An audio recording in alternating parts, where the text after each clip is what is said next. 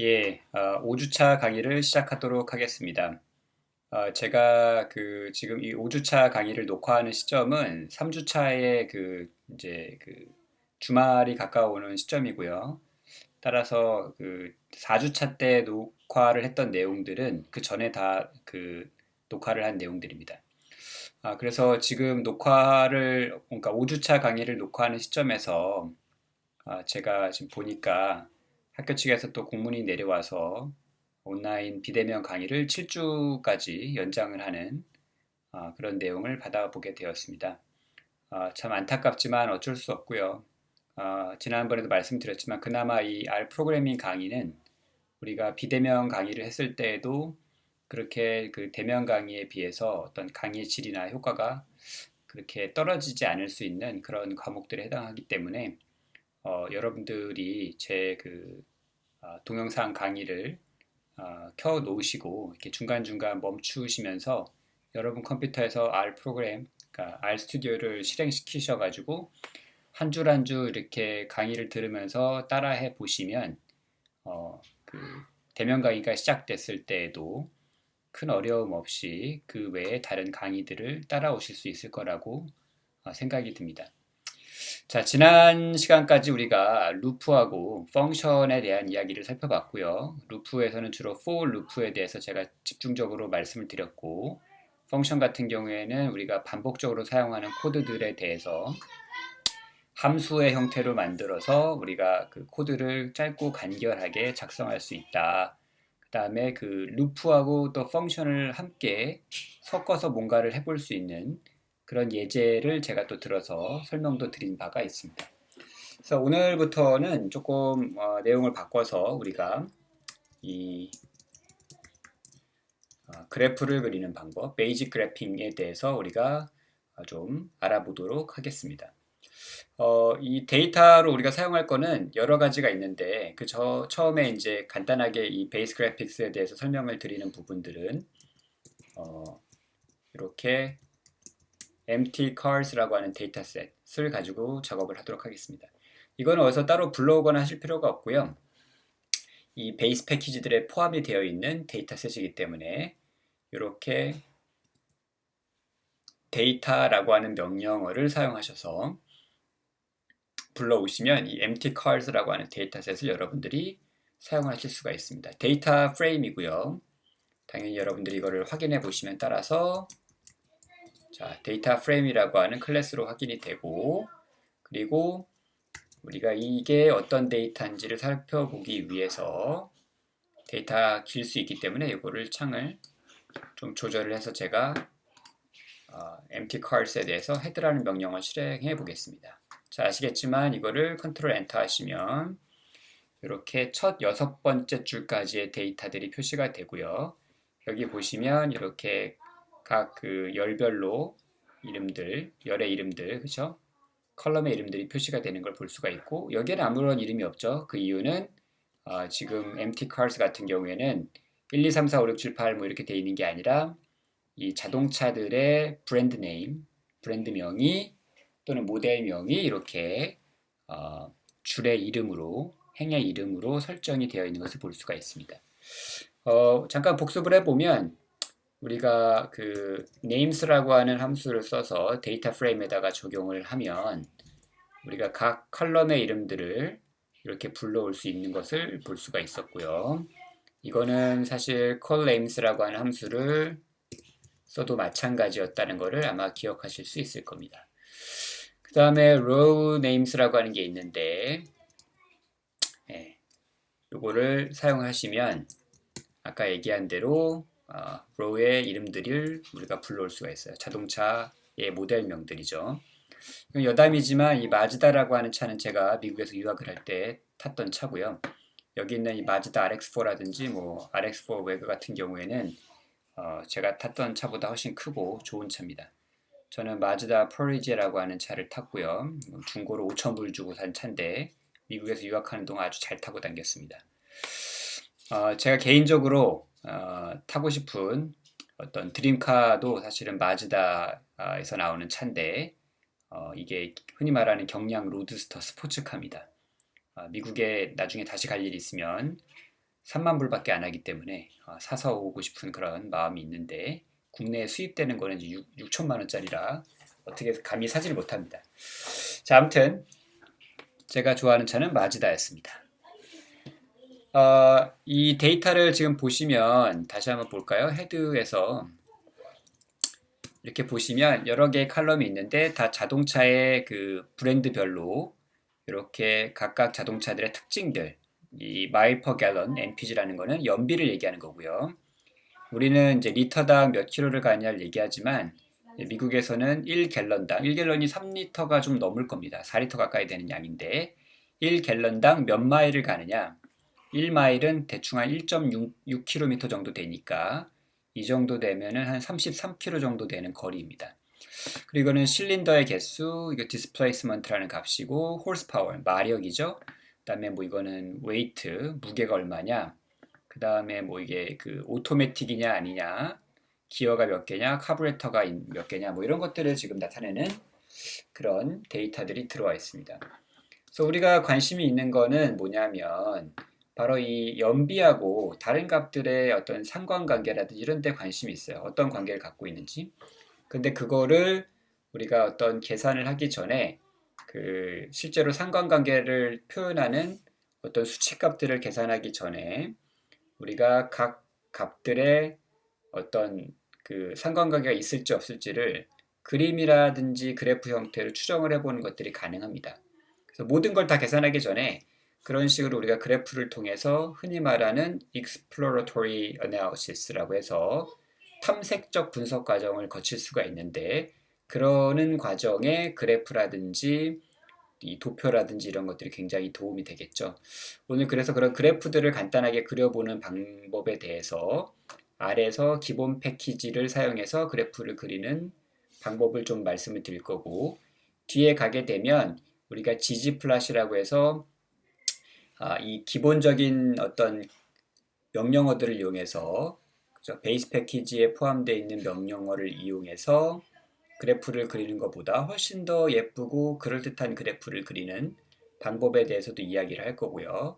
또 좀 더 뒤에 가면 ggpubR이라고 하는 패키지를 통해서 논문에 어떤 표시되는 또는 어떤 신문 기사에 표시되는 그런 데이터들을 나타내는 그래프와 같은 것들을 진짜로 내가 직접 그려볼 수도 있는 그런 패키지에 대해서도 한번 설명을 드리도록 하겠습니다.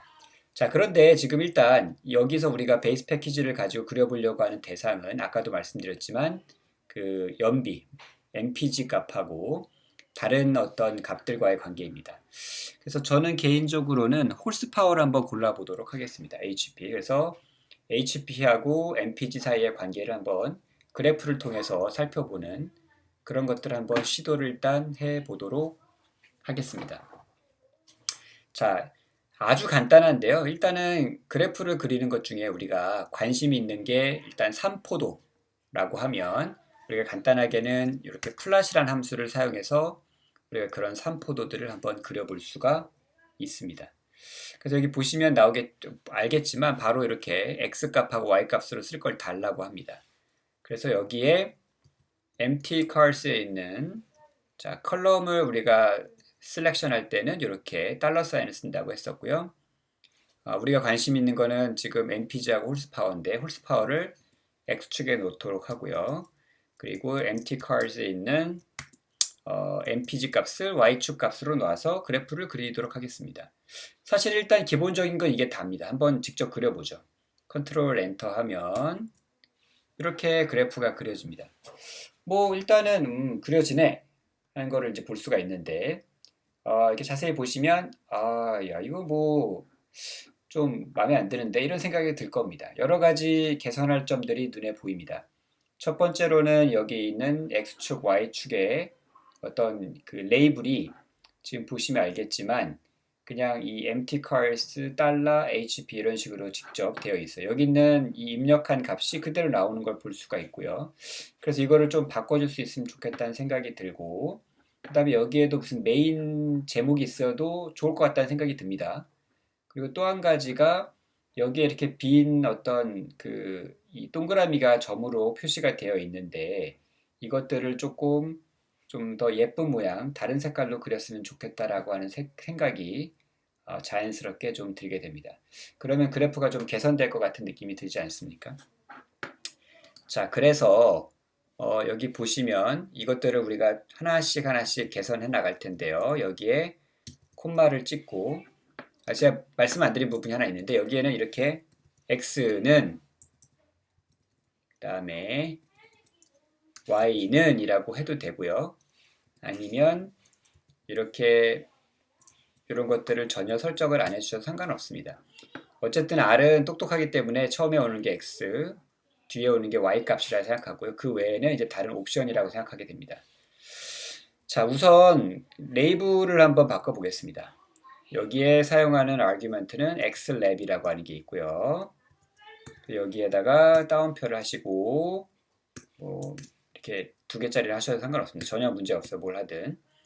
여기에 우리가 이거를 horsepower, 네, horsepower라고 하고요. Y축 레이블은 당연히 눈치가 있으신 분들은 당연히 이렇게 하겠구나라고 자동으로 알 수 있죠. 여기는 길어질 것 같으니까 밑으로 일단 내리죠. 이걸 아예 엔터 쳐서 내리겠습니다. 그리고 Y축의 레이블은 우리가 miles per gallon으로 하겠습니다. 이걸 하고 실행을 한번 시켜볼까요? 컨트롤 엔터. 자, 그래프가 이렇게 레이블이 바뀌어 있는 걸 볼 수가 있죠. 여기에 이제 그래프의 제목을 좀 하면 좋겠다는 생각도 든다고 했죠. 그래서 이거를 하나 더 쓰겠습니다. 메인은 이 타이틀입니다. 메인 타이틀, 그래프의 타이틀인데 이거는 뭐라고 할까요? HP vs MPG 이렇게 한번 메인 타이틀을 한번 걸어보겠습니다. 그러면 네, 보이시죠? 여기에 이제 그래프의 제목이 올라와 있고요. 뭐 그래프 제목은 사실 없어도 상관없지만 자, 그러고 이제 나서 아까도 말씀을 드렸지만 여기에 이제 또 불만인 부분이 해결되지 않은 부분이 점들이 동그라미로 이렇게 비어있는 상태로 나타나는 건데 요거를 해결할 수 있는 옵션은 바로 PCH라는 게 있습니다. 예. 그래서 이거는 PCH에 대해서 도움말 찾아보셔도 되고 아니면은 플랫에 대한 도움말을 한번 찾아봐도 됩니다. 그러면 이렇게 도움말을 달라고 하면 이렇게 나와 있고요. 여기에 뭐 다른 옵션들이 막 있습니다. 그쵸? 그리고 이거는 이제 그 선 같은 거를 그래프 같은 거를 그릴 때 그런 얘기고 지금은 삼포도 스케일러 플롯을 그리는 거기 때문에 이런 옵션들은 저희하고는 관계가 없습니다. 여기에는 지금 나와 있지 않은데 네. 이게 이제 플랫에 대한 도움말이고 PCH 같은 경우는 이렇게 치시면 도움말을 달라고 하면 이 포인트에 대해서 여기에 이제 이 설명이 나와 있고요. 밑에 가면 이렇게 PCH에 대한 그림이 나와 있어요. 그래서 제가 여기다가 19라는 걸 입력을 하게 되면 이 표에서 여러분들이 19를 찾아보면 이 모양에 해당이 됩니다. 그렇죠? 그래서 이렇게 까만색 채워져 있는 동그라미를 포인트를 데이터에 찍게 되는 거고요. 자, 한번 해볼까요? 그러면 이렇게 데이터 포인트들이 이렇게 그 원이 채워진 까만색으로 채워진 형태로 이렇게 점으로 나타나게 됩니다. 자, 헬프 페이지를 다시 가서 만약에 내가 이런 기호를 사실 쓸 일은 별로 없지만 어쨌든 8번으로 한번 바꿔볼까요? PCH 값을 8번으로 바꾸면 이렇게 찍힙니다. 실제로 바뀌는 걸 볼 수가 있죠. 별로 안 예쁘니까 19로 하겠습니다. 좋아요. 근데 점이 조금 작아 보이지 않습니까? 그래서 점의 크기를 좀 조절하고 싶다 그러면 CX라고 하는 옵션을 쓰게 됩니다. CX를 한 2로 해볼까요? 좀 클 것 같기도 한데 네, 너무 큽니다. 그래서 이거를 제가 1.5 정도로 바꿔보겠습니다. 그러면 좀 볼만하죠. 그 다음에 이게 너무 이렇게 어두침침하게 까만색이라서 이 색깔을 다른 걸로 바꾸고 싶다 그러면 여러분들이 이렇게 컬러라고 하는 컬이라고 하는 옵션을 써서 여기에다가 문자열로 색깔의 이름을 넣어주시면 됩니다. 사실 이런 색깔은 간단하게 레드라고 표시하시면 되는데 문제는 뭐 보통 이런 색깔들을 쓰면 원색을 쓰면 굉장히 좀 촌스러워지는 경향이 있습니다. 한번 그래도 일단은 시행을 해보겠습니다. 이렇게 나오죠.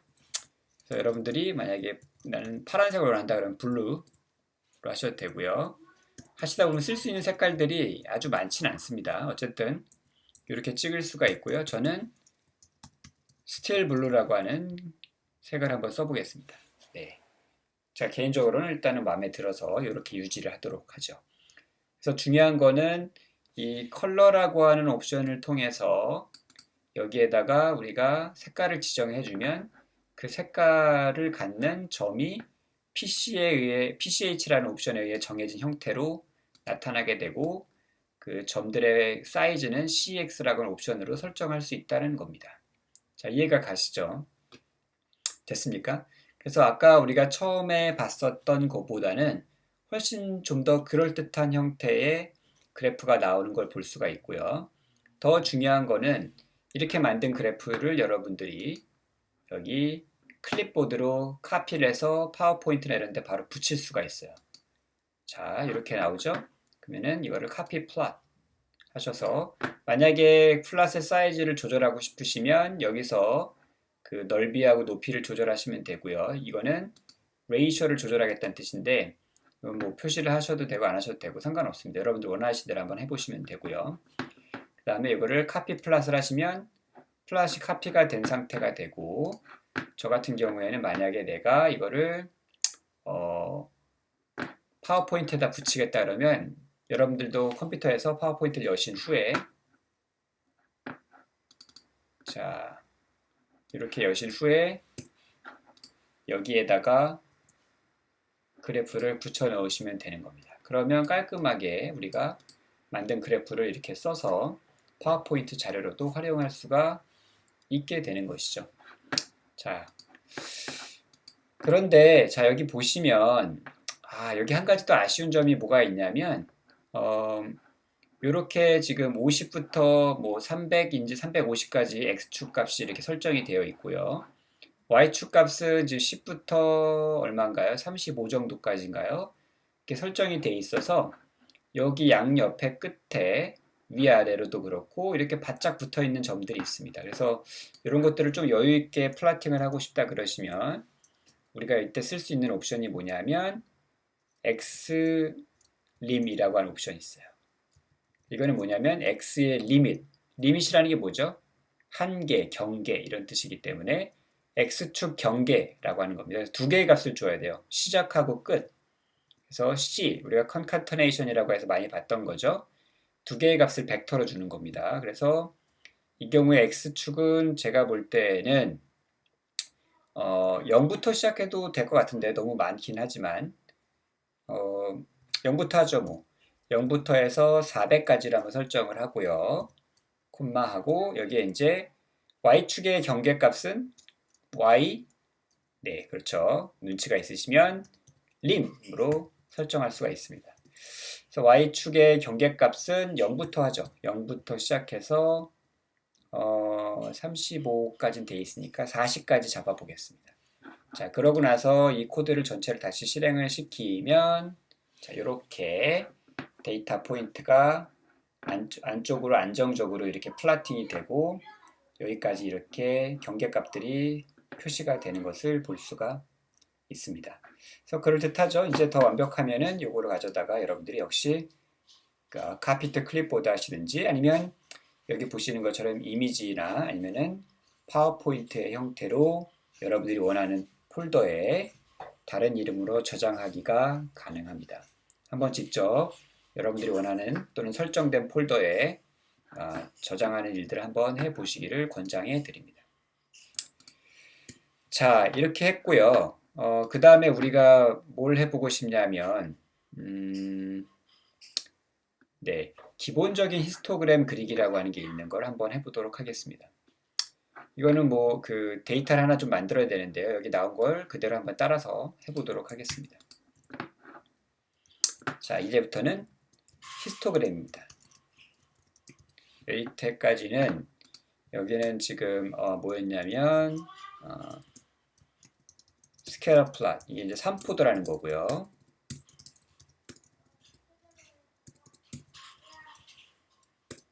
한글이 잘 안 됩니다. 예, 삼포도가 이렇게 그려진 거고, 이제부터는 히스토그램을 그려보도록 하겠습니다. 그러기 위해서 빈도를 우리가 구할 수 있는 값을 하나 만들어서 W라고 하는 변수에다 저장을 지금 하고 있고요.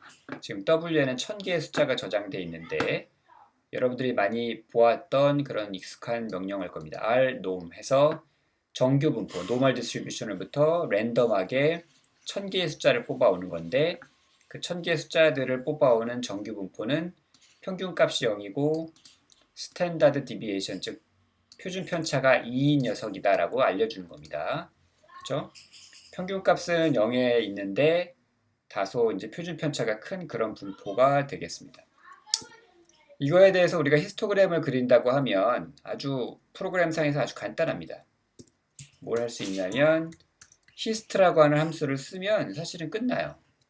여기다 w를 주면 됩니다. 그러면 hist라는 함수가 자기의 디폴트 옵션들을 가지고 자동으로 히스토그램을 그려줍니다. 그래서 여기는 메인 타이틀까지 알아서 그려지게 돼 있어요. 그렇죠? 근데 이게 뭐 그렇게 예쁘진 또 않지 않습니까? 그래서 이것들을 우리가 개선할 여지들이 여러 가지가 있는데, 첫 번째로는 아마도 뭐죠? 우리가 앞에서 봤던 거랑 똑같이 여기에 있는 이런 x축, y축 값들이 마음에 안 듭니다. 그렇죠? 그래서 일단 x축 한번 바꿔볼까요? 플러스에서 한 거랑 비슷한 문법입니다. x랩을 쓰시면 x축의 레이블을 바꿔줄 수가 있어요. 이거 뭐라고 할까요? 그냥 value라고 한번 해보겠습니다. y축은 뭐 frequency가 맞으니까, 그쵸? 얼마나 많은 빈도로 특정한 값들이 존재하는지를 구간별로 나누는 거니까 이대로 두고요. 한번 실행해보면 얘가 value로 바뀌죠. 여기가 그림이 사실 value로 바뀌었다는 거는 이제 그림이 바뀐 것 자체는 아니고요. 새로 그림이 그려진 겁니다. 그래서 기존에 그려진 그림들은 사실은 여기 있는 뒤로 가기 버튼을 누르시면 다 뒤에 알아서 다 있습니다. 잘 보존되어 있어요. 이 그림을 너무 많이 그려놓으시면 나중에 좀 문제가 되니까 필요하시면 한번 지우고 다시 그림을 그리는 것도 방법입니다. 그래서 그걸 할 수 있는 버튼이 여기에 있는데요. 이거는 그림을 한 개씩 지우실 수 있는 버튼입니다. 그림을 지우시겠습니까? 해서 yes 하면 그림이 지워지겠죠? 만약에 지금 여기에 있는 여러분들이 지금까지 그린 그림을 다 지우고 싶다 한 번에, 그러면 여기에 이 빗자루 모양을 누르시면 모든 그림을 한 번에 지우게 됩니다. 진짜 모든 그림을 다 지우시겠습니까? 네. 하면 깨끗하게 그림이 없어집니다. 다시 한번 그리겠습니다. 히스토그램을 다시 그리시면 이렇게 나오고, 여기에 지금 X 레이블을 우리가 수정을 했어요. 자, 그 다음에 여기에 메인도 우리가 똑같이 바꿔볼 수 있을 겁니다. 이거는 이렇게 한번 바꿔보죠. example of histogram으로 바꿨고요. 자, 여기에 이제 색깔이 좀 마음에 안 들죠? 색깔을 한번 제가 똑같은 문법이죠? 컬이라고 하는 그 아규먼트를 가지고 여기다가 색깔을 steel blue로 바꿔보겠습니다. 그러면 이렇게 바뀌죠? 뭐 나쁘지 않습니다. 그쵸? 근데 나는 만약에 이게 지금 간격이 한 1씩 돼 있는 것 같죠? 여기가 마이너스 6부터 4 이렇게 돼 있으니까 간격이 이렇게 해가지고 하나, 둘, 셋, 넷, 다섯, 여섯, 일곱, 여덟, 아홉, 열, 열하나, 열두, 열세, 14개로 돼 있는데, 아니 왜 14개가 되지? 그죠? 20개나 뭐 한 50개는 안 되나요? 그쵸? 이제 그런 것들을 가능하게 하려면 구간을 내가 바꾸고 싶다. 히스토그램을 그릴 때 구간을 바꾸고 싶다 그러면 여러분들이 breaks라고 하는 옵션을 사용하시면 됩니다. 히스토그램에서는. 브레이크스를 여러분들이 예를 들어 30, 2배 가까이 늘려 잡고 싶다 그러면 30을 입력하시면 좀 더 촘촘하게 구간을 만들어서 숫자들을 카운트해서 히스토그램을 그려주게 됩니다. 자, 그렇게 됐죠. 그죠? 이렇게 됐고요. 만약에 원하시면 재밌게 한번 실험을 해볼 수 있습니다. 50으로 나누면 이렇게 달라지게 됩니다. 자, 일단은 뭐 30 정도, 25 정도로 해보죠. 네, 그럼 이렇게 나오고요. 정규 분포가 진짜 가까운 것처럼 보이지 않습니까? 뭔가, 그렇죠? 자, 그렇게 됐고요. 그 다음에 또 한 가지가 이게 이 X축이라든지 범위가 이 Y축 같은 경우는 크게 저는 불만이 없는데 X축은 범위를 벗어나는 녀석이 있습니다. 그래서 이 경우에는 우리가 앞에서 했던 것처럼 xlim이라고 하는 걸 통해서 구간을 설정해 줄 수 있습니다. 어디서부터 어디까지 할까요? 마이너스 7 정도부터 7까지 하면은 적당하게 다 들어올 것 같습니다. 근데 여기 표시가 안 되네요. 그러면 우리가 마이너스 8부터 8까지 한번 해주면, 네. 근데 여기에 지금 표시되는 값들이 표시가 안 되는 이유는 아마도 이 그래프를 그릴 때 요 간격 때문에 그럴 가능성이 있는데 다시 한번 해보겠습니다. 똑같네요. 뭐 이거는 왜 그래프가 마이너스 8부터 8까지 표시가 안 되는지 잘 모르겠습니다. 아니면은 아예 여기를 10으로 바꿔볼까요? 이래도 표시가 안 될까요? 됩니다. 그쵸? 이렇게 하면 넉넉하게 우리가 원하는 범위에 지금 플라팅하고 있는 범위 안에 들어있는 숫자들이 다 이렇게 들어오게 됩니다. 어쨌든 이렇게 만들어 놓고요.